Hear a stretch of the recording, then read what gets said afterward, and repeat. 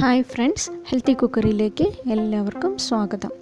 ഇന്ന് കടയിൽ നിന്നെല്ലാം വാങ്ങുന്ന ഒറിജിനൽ റോസ് വാട്ടറിൻ്റെ റെസിപ്പിയുമായിട്ടാണ് ഞാൻ വന്നിരിക്കുന്നത്. വളരെ യൂസ്ഫുള്ളാണ് റോസ് വാട്ടർ എന്ന് നിങ്ങൾക്ക് എല്ലാവർക്കും അറിയാമല്ലോ. നമ്മുടെ സ്കിന്നിനും മുടിക്കും പിന്നെ നോർത്ത് ഇന്ത്യൻസിലൊക്കെ സ്വീറ്റ്സിലൊക്കെ ആഡ് ചെയ്യുന്ന ഒരു ഐറ്റമാണ് റോസ് വാട്ടർ. ഇത് ആക്ച്വലി എങ്ങനെയാണ് തയ്യാറാക്കുന്നതെന്ന് ഞാൻ പറഞ്ഞു തരാം. അതിനു മുമ്പായി എൻ്റെ ചാനൽ സബ്സ്ക്രൈബ് ചെയ്യാതെയാണ് നിങ്ങൾ കാണുന്നതെങ്കിൽ തീർച്ചയായിട്ടും സബ്സ്ക്രൈബ് ചെയ്യണം, ബെല്ലൈക്കൺ പ്രസ് ചെയ്യണം. നിങ്ങളുടെ വിലപ്പെട്ട അഭിപ്രായങ്ങൾ കമൻ്റായിട്ട് രേഖപ്പെടുത്തണം. ഞാൻ തീർച്ചയായിട്ടും അതിന് മറുപടി നൽകുന്നതാണ്. ശരി, അപ്പോൾ നമുക്ക് വീഡിയോയിലേക്ക് കിടക്കാം. ഞാനിവിടെ റോസാപ്പൂക്കൾ എടുത്തിട്ടുണ്ട്. ഒരു 10 റോസാപ്പൂക്കളാണ് എടുത്തിരിക്കുന്നത്. ഇത് ഞാൻ വാങ്ങിയ റോസാപ്പൂക്കളാണ്. അത് കാരണം മരുന്നൊക്കെ അടിച്ചിട്ടുണ്ടാകും. അത് നല്ലപോലെ ഒന്ന് കഴുകി വൃത്തിയാക്കി തുടച്ച്, നമ്മുടെ വീട്ടിലുള്ള റോസാപ്പൂക്കളാണെങ്കിൽ അത്രയും നല്ലത്. എനിക്കിവിടെ വീട്ടിൽ അത്രയും റോസാപ്പൂക്കൾ ഉണ്ടായിരുന്നില്ല, അതുകൊണ്ടാണ് ഞാൻ കടയിൽ നിന്ന് വാങ്ങിയത്. അല്ല, കഴുകി തുടച്ച് ഉണക്കി ഇതുമാതിരി നുള്ളിയെടുക്കണം. അതിൻ്റെ ഇതളുകളെല്ലാം നുള്ളിയെടുക്കണം. നുള്ളിയെടുത്ത റോസാപ്പൂക്കൾ ഇതളുകളാണ് ഇത്. ഇനി നമ്മൾ ഒരു ചുവട് കട്ടിയുള്ള പാത്രം അടുപ്പിൽ വെച്ച് അതിൻ്റെ ഉള്ളിൽ ഈ റോസാപ്പൂക്കളുടെ ഇതൾ ഇട്ട് കൊടുക്കുക. അതിനുശേഷം ഈ റോസാപ്പൂക്കളുടെ ഒക്കെ സൈഡിൽ ആക്കി കൊടുക്കുക. എന്നിട്ട് നടുവിലൊരു ചെറിയ ഒരു കുഴി മാതിരി എടുക്കണം. ആ കുഴീൻ്റെ ഉള്ളിൽ ഒരു വെയിറ്റ് വെക്കണം. ഞാനിവിടെ ഒരു പാത്രത്തിൽ കുറച്ച് വെള്ളമാണ് വെയിറ്റിന് വേണ്ടി വെച്ചിരിക്കുന്നത്.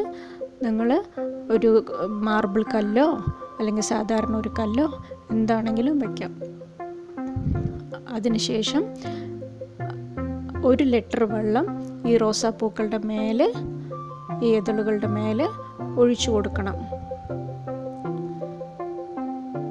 ഇപ്പോൾ തീ കത്തിച്ചു കൊടുക്കരുത്. ഇതിൻ്റെ ഈ വെയിറ്റിൻ്റെ മേലെ നമ്മൾ ഒരു ചെറിയ പാത്രം വെക്കണം. ഈ പാത്രത്തിലാണ് നമ്മുടെ ഇത് റോസ് വാട്ടർ കളക്ട് ആവുന്നത്. അതിനുശേഷം ഒരു മൂടി, നമ്മുടെ സാധാരണ പാത്രങ്ങൾക്ക് മൂടുന്ന മൂടിയെടുത്ത് അതിനെ തിരിച്ച് വെച്ച് മൂടണം. അപ്പോൾ ഈ വെള്ളം തിളയ്ക്കുമ്പോൾ നീരാവി വേപ്പർ ഈ ചെറിയ പാത്രത്തിൽ കളക്ട് ആവും. അതിന് വേണ്ടിയിട്ടാണ് അങ്ങനെ തിരിച്ച് വെച്ചിരിക്കുന്നത്. ഈ സമയത്ത് നമ്മൾ തീ കത്തിച്ച് കൊടുത്ത് ഒന്ന് ബോയിലാകുന്ന സമയമാകുമ്പോൾ അതിൻ്റെ മേലെ ഐസ് ഇട്ട് കൊടുക്കണം. ബോയിലാവുമ്പോഴാണ് ഐസ് ഇട്ട് കൊടുക്കേണ്ടത്. അപ്പോൾ പെട്ടെന്ന് നീരാവി കളക്ട് ആവാൻ വേണ്ടിയിട്ടാണത്. അങ്ങനെ 15 മിനിറ്റ് ബോയിലായ ശേഷം നമുക്ക് തുറന്ന് നോക്കാം.